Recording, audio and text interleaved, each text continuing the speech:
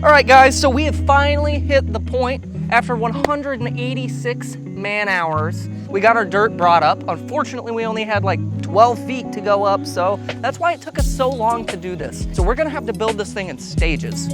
We're gonna come in, we're gonna dig everything down to 2 feet deep, all the way through here, entirety of the pond, have a ramp going out the backside so that we have access with the machines, and then we're gonna come back in, dig our deep section on the side that you guys are on right now. It's gonna span probably close to somewhere in here. That entire side of the pond is going to be 3.5 feet deep after gravel's added, which makes for an excavation of 38 inches. So it's going to be a process. You guys stay tuned. We're getting to work finally on doing some pond build. Ouch.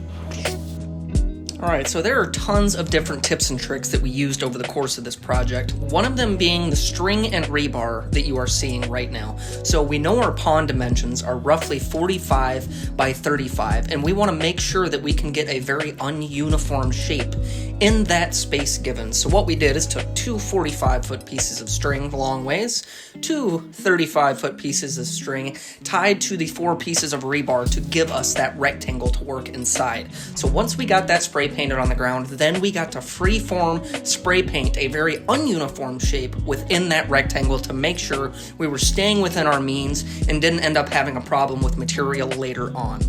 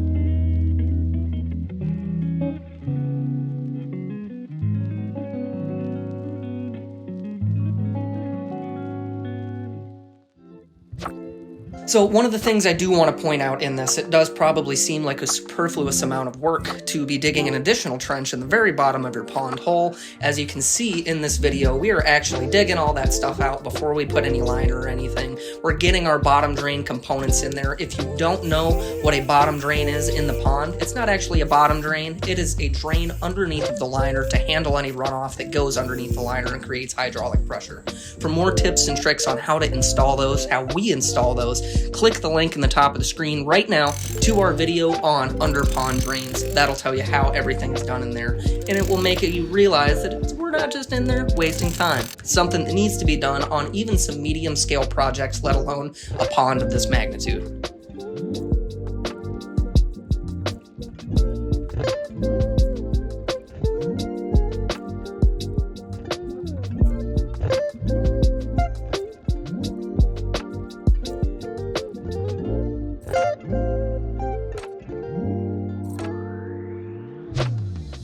And so one of the biggest parts of this project, it is a rather large pond, but the biggest thing for me is pre-planning the start to finish. So you don't just want to run, bull rush into something like this, take it head on, get everything dug as quickly as possible. You really need to spend a ton of time pre-planning from start to the time you get out of that yard with a complete project. So what that would have caused us potentially is if we wouldn't have actually planned all of this stuff, we would have ended up digging the entire pond, and then we would have put our bottom drain in, put our liner in, and realized we couldn't reach anything on the far side, and there was no way to get that giant machine over there. It would have cost us tons of man hours, tons of money, extra machine rentals, a bunch of time, and then also going back to that planning start to finish, we knew we were going to need a ridiculously large amount of soil to create the berm for that waterfall and have a 4-foot elevation change from water level up to that initial first large waterfall. And if we would have dug the pond first, hauled all that dirt back down the hill,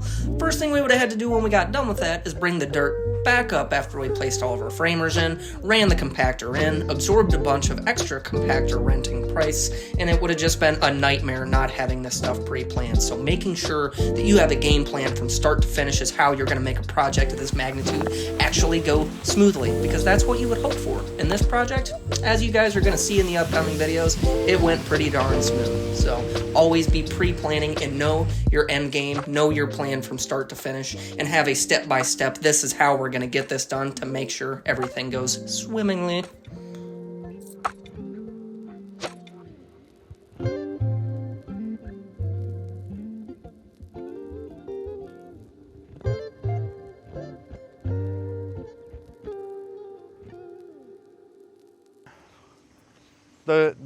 I like the way that you brought this in. I like the way this curves out right here. I think we're right on track for that.